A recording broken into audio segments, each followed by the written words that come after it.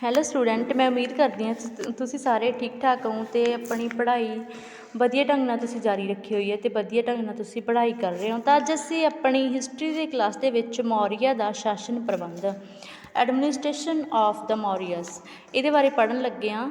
ਠੀਕ ਹੈ, ਕਿ ਮੌਰੀਆ ਦਾ ਜਿਹੜਾ ਸ਼ਾਸਨ ਪ੍ਰਬੰਧ ਸੀ ਕਿਵੇਂ ਸੀ, ਕਿਹੜੇ ਕਿਹੜੇ ਉਹਦੇ ਵਿੱਚ ਅਧਿਕਾਰੀ ਹੁੰਦੇ ਸੀਗੇ, ਇਹ ਸਭ ਦੇ ਬਾਰੇ ਵਿੱਚ ਅਸੀਂ ਅੱਜ ਡਿਟੇਲ ਨਾਲ ਸਟੱਡੀ ਕਰਾਂਗੇ।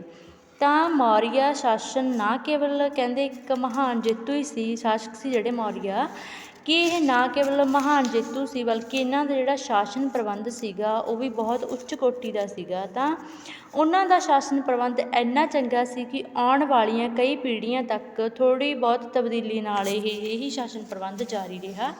ਤਾਂ ਇਸ ਦੀਆਂ ਬਹੁਤ ਸਾਰੀਆਂ ਵਿਸ਼ੇਸ਼ਤਾਵਾਂ ਸੀ ਜਿਨ੍ਹਾਂ ਦੀ ਅਸੀਂ ਹੁਣ ਡਿਟੇਲ ਦੇ ਨਾਲ ਸਟੱਡੀ ਕਰਾਂਗੇ। ਪਹਿਲਾ ਸੀ ਕੇਂਦਰੀ ਰਾਜ ਪ੍ਰਬੰਧ। ਉਹਦੇ ਵਿੱਚ ਸੀਗਾ ਰਾਜਾ ਦਾ ਕਿੰਗ। ਰਾਜਾ ਸਾਮਰਾਜ ਦਾ ਸਰਵਉੱਚ ਅਧਿਕਾਰੀ ਹੁੰਦਾ ਸੀਗਾ। ਉਸ ਦੀਆਂ ਸ਼ਕਤੀਆਂ ਅਸੀਮ ਸੀਗੀਆਂ ਅਤੇ ਉਸ ਦੇ ਮੁੱਖ ਵਿੱਚੋਂ ਨਿਕਲਿਆ ਹਰ ਸ਼ਬਦ ਹੈ ਜਿਹੜਾ ਉਹ ਕਾਨੂੰਨ ਸਮਝਿਆ ਜਾਂਦਾ ਸੀਗਾ। ਤਾਂ ਕਿਸੇ ਵੀ ਅਪਰਾਧੀ ਨੂੰ ਸਖਤ ਤੋਂ ਸਖਤ ਸਜ਼ਾ ਜਿਹੜੀ ਸੀ ਉਹ ਦੇ ਸਕਦਾ ਸੀ ਅਤੇ ਕਿਸੇ ਅਪਰਾਧੀ ਦੀ ਸਜ਼ਾ ਨੂੰ ਘੱਟ ਵੀ ਕਰ ਸਕਦਾ ਸੀ ਅਤੇ ਮਾਫ਼ ਵੀ ਕਰ ਸਕਦਾ ਸੀ। ਤਾਂ ਉਸਦੇ ਰਾਜ ਦੇ ਸਾਰੇ ਮਹੱਤਵਪੂਰਨ ਅਹੁਦਿਆਂ ਦੀ ਜਿਹੜੀ ਨਿਯੁਕਤੀ ਸੀ ਉਹ ਰਾਜਾ ਆਪ ਕਰਦਾ ਸੀ। ਕਿੰਗ ਸੀ ਜਿਹੜਾ ਉਹ ਵੱਡੇ ਵੱਡੇ ਅਹੁਦਿਆਂ ਦੀ ਸਾਰਿਆਂ ਦੀ ਨਿਯੁਕਤੀ ਆਪ ਕਰਦਾ ਸੀ ਅਤੇ ਸਾਰੀਆਂ ਸੈਨਾਵਾਂ ਦਾ ਸਰਵਉੱਚ ਸੈਨਾਪਤੀ ਵੀ ਰਾਜਾ ਆਪ ਹੁੰਦਾ ਸੀ।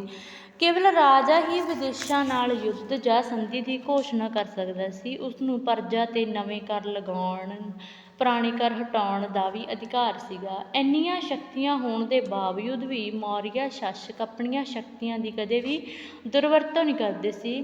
ਤਾਂ ਉਹ ਪਰਜਾ ਦੇ ਸੁੱਖ ਦੇ ਵਿੱਚ ਹੀ ਆਪਣਾ ਸੁੱਖ ਅਤੇ ਆਪਣੀ ਭਲਾਈ ਸਮਝਦੇ ਹੁੰਦੇ ਸੀ। ਉਸ ਤੋਂ ਬਾਅਦ ਹੈਗਾ ਮੰਤਰੀ, ਮਿਨਿਸਟਰਸ।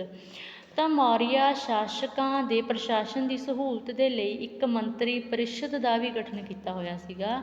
ਤਾਂ ਕੇਵਲ ਯੋਗ ਅਤੇ ਇਮਾਨਦਾਰ ਵਿਅਕਤੀਆਂ ਨੂੰ ਮੰਤਰੀ ਦੇ ਅਹੁਦੇ 'ਤੇ ਨਿਯੁਕਤ ਕੀਤਾ ਜਾਂਦਾ ਸੀ। ਇਹ ਮੰਤਰੀ ਜਿਹੜੇ ਆਪਣਾ ਵਿਭਾਗ ਸੀਗਾ ਉਹਦੇ ਸੰਬੰਧੀ ਰਾਜੇ ਨੂੰ ਸਲਾਹ ਦਿੰਦੇ ਹੁੰਦੇ ਸੀਗੇ ਅਤੇ ਉਹਨਾਂ ਦੀ ਸਲਾਹ ਨੂੰ ਮੰਨਣਾ ਰਾਜੇ ਦੇ ਲਈ ਜ਼ਰੂਰੀ ਹੁੰਦਾ ਸੀ ਕਿ ਰਾਜਾ ਉਹਨਾਂ ਮੰਤਰੀਆਂ ਦੀ ਸਲਾਹ ਨੂੰ ਮੰਨਦਾ ਸੀ, ਉਹਨਾਂ ਦੀ ਗੱਲ ਨੂੰ ਸੁਣਦਾ ਸੀ। ਪਰ ਮੌਰੀਆ ਰਾਜੇ ਆਮ ਤੌਰ 'ਤੇ ਉਹਨਾਂ ਦੀ ਸਲਾਹ ਦੇ ਅਨੁਸਾਰ ਹੀ ਰਾਜ ਦੀਆਂ ਨੀਤੀਆਂ ਤਿਆਰ ਕਰਦੇ ਸੀ। ਅਤੇ ਮੌਰੀਆ ਕਾਲ ਦੇ ਪ੍ਰਸਿੱਧ ਮੰਤਰੀ ਇਹ ਸਨ। ਸਭ ਤੋਂ ਪਹਿਲਾਂ ਹੈ ਪ੍ਰਧਾਨ ਮੰਤਰੀ, ਪ੍ਰਾਈਮ ਮਿਨਿਸਟਰ।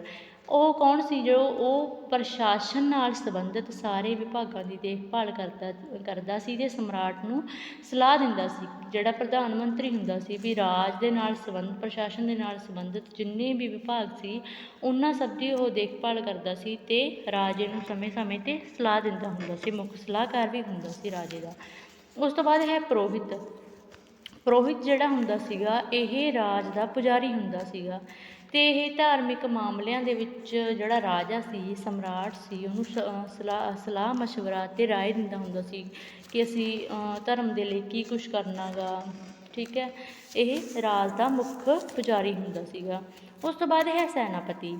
ਸੈਨਾਪਤੀ ਜਿਹੜਾ ਸੀ ਇਹ ਸੈਨਾ ਦਾ ਮੁਖੀ ਹੁੰਦਾ ਸੀਗਾ। ਠੀਕ ਹੈ, ਸਾਰੀ ਸੈਨਾ ਦੀ ਜਿਹੜੀ ਕਮਾਂਡ ਹੈ ਉਹ ਸੈਨਾਪਤੀ ਦੇ ਹੱਥ ਵਿੱਚ ਹੁੰਦੀ ਸੀ। ਉਹ ਸਮਰਾਟ ਨੂੰ ਯੁੱਧ ਅਤੇ ਸੰਧੀ ਦੇ ਸੰਬੰਧੀ ਜਿਹੜੀਆਂ ਜ਼ਰੂਰੀ ਸਲਾਹਾਂ ਦਿੰਦਾ ਸੀ, ਜ਼ਰੂਰੀ ਰਾਏ ਰਾਜੇ ਨੂੰ ਦਿੰਦਾ ਹੁੰਦਾ ਸੀਗਾ ਕਿ ਅਸੀਂ ਯੁੱਧ ਕਦੋਂ ਕਰਨਾ, ਕਿਵੇਂ ਕਰਨਾ, ਹੈ ਨਾ, ਅਤੇ ਕਿਹਦੇ ਨਾਲ ਸੰਧੀ ਕਰਨੀ ਆ। ਤਾਂ ਰਾਜੇ ਦਾ ਯੁੱਧਾਂ ਦੇ ਸੰਬੰਧੀ ਜੋ ਵੀ ਰਾਜੇ ਨੂੰ ਸਲਾਹ ਦਿੰਦਾ ਹੁੰਦਾ ਸੀਗਾ।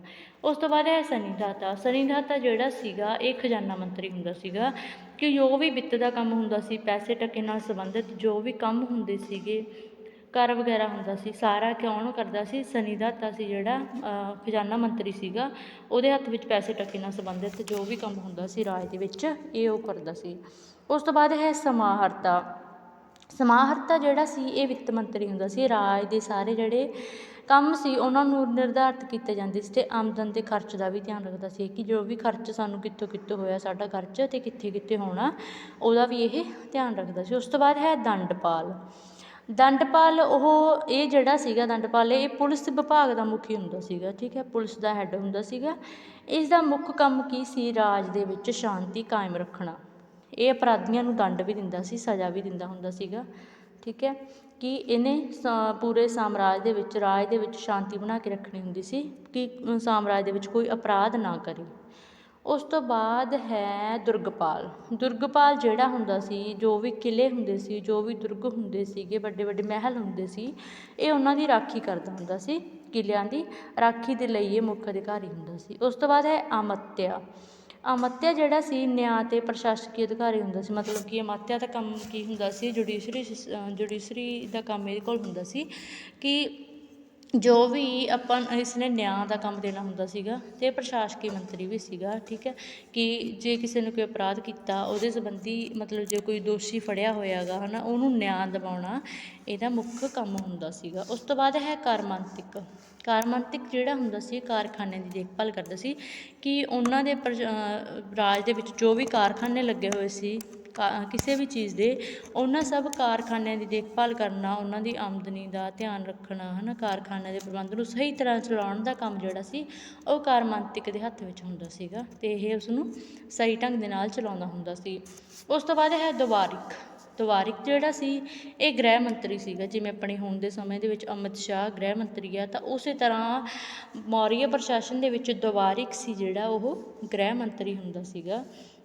ਤਾਂ ਇਹ ਵੱਖ ਵੱਖ ਅਧਿਕਾਰੀ ਸੀਗੇ ਜਿਹੜੇ ਪ੍ਰਸ਼ਾਸਨ ਨੂੰ ਚਲਾਉਂਦੇ ਹੁੰਦੇ ਸੀਗੇ, ਜਿਵੇਂ ਪ੍ਰਧਾਨ ਮੰਤਰੀ, ਪ੍ਰੋਹਿਤ, ਸੈਨਾਪਤੀ, ਸਨਿਧਾਤਾ, ਸਮਾਹਰਤਾ, ਦੰਡਪਾਲ, ਦੁਰਗਪਾਲ, ਅਮਾਤਿਆ, ਕਾਰਮੰਤਕ, ਦਵਾਰਿਕ। ਇਹ ਸਾਰੇ ਜਿਹੜੇ ਸੀ ਵੱਖ ਵੱਖ ਵਿਭਾਗ ਇਹਨਾਂ ਨੂੰ ਸੌਂਪੇ ਹੋਏ ਸੀ, ਅਤੇ ਵੱਖ ਵੱਖ ਵਿਭਾਗਾਂ ਦੇ ਵਿੱਚ ਇਹ ਬੰਦੇ ਆਪਣਾ ਕੰਮ ਕਰਦੇ ਹੁੰਦੇ ਸੀ, ਠੀਕ ਹੈ। ਅਤੇ ਰਾਜਾ, ਜਿਹੜਾ ਰਾਜਾ ਸੀ, ਦਾ ਕਿੰਗ ਸੀਗਾ, ਇਹ ਸਾਰਿਆਂ ਦਾ ਮੁਖੀ ਸੀਗਾ, ਇਹ ਸਰਵ ਉੱਚ ਅਧਿਕਾਰੀ ਸੀ। ਇਹਦੇ ਕੋਲ ਸਭ ਤੋਂ ਜ਼ਿਆਦਾ ਸ਼ਕਤੀਆਂ ਸੀਗੀਆਂ, ਅਤੇ ਇਹਦੇ ਮੂੰਹ 'ਚੋਂ ਨਿਕਲਿਆ ਹੋਇਆ ਹਰ ਸ਼ਬਦ ਕਾਨੂੰਨ ਹੁੰਦਾ ਸੀਗਾ, ਠੀਕ ਹੈ। ਤਾਂ ਬਾਕੀ ਜਿਹੜਾ ਹੋਰ ਪ੍ਰਸ਼ਾਸਨ ਸੀਗਾ ਉਹਦੇ ਲਈ ਇਹਨੇ ਵੱਖ ਵੱਖ ਜਿਹੜੇ ਮੰਤਰੀ ਸੀਗੇ, ਵੱਖ ਵੱਖ ਤਰ੍ਹਾਂ ਦੇ ਵਿਭਾਗਾਂ ਦੇ ਮੁਖੀ ਲਾਏ ਹੋਏ ਸੀ ਇਹਨੇ, ਜਿਨ੍ਹਾਂ ਦੇ ਵੱਖ ਵੱਖ ਨਾਮ ਸੀਗੇ। ਅਸੀਂ ਉਹਨਾਂ ਦੇ ਬਾਰੇ ਪੜ੍ਹਿਆ। ਆਈ ਹੋਪ ਤੁਹਾਨੂੰ ਮੌਰੀਆ ਦਾ ਸ਼ਾਸਨ ਪ੍ਰਬੰਧ ਅਤੇ ਉਹਦੇ ਵੱਖ ਵੱਖ ਜਿਹੜੇ ਅਧਿਕਾਰੀ ਨਿਯੁਕਤ ਕੀਤੇ ਸੀ ਉਹਨਾਂ ਦੇ ਬਾਰੇ ਚੰਗੀ ਤਰ੍ਹਾਂ ਸਮਝ ਆ ਗਿਆ ਹੋਊਗਾ। So thank you.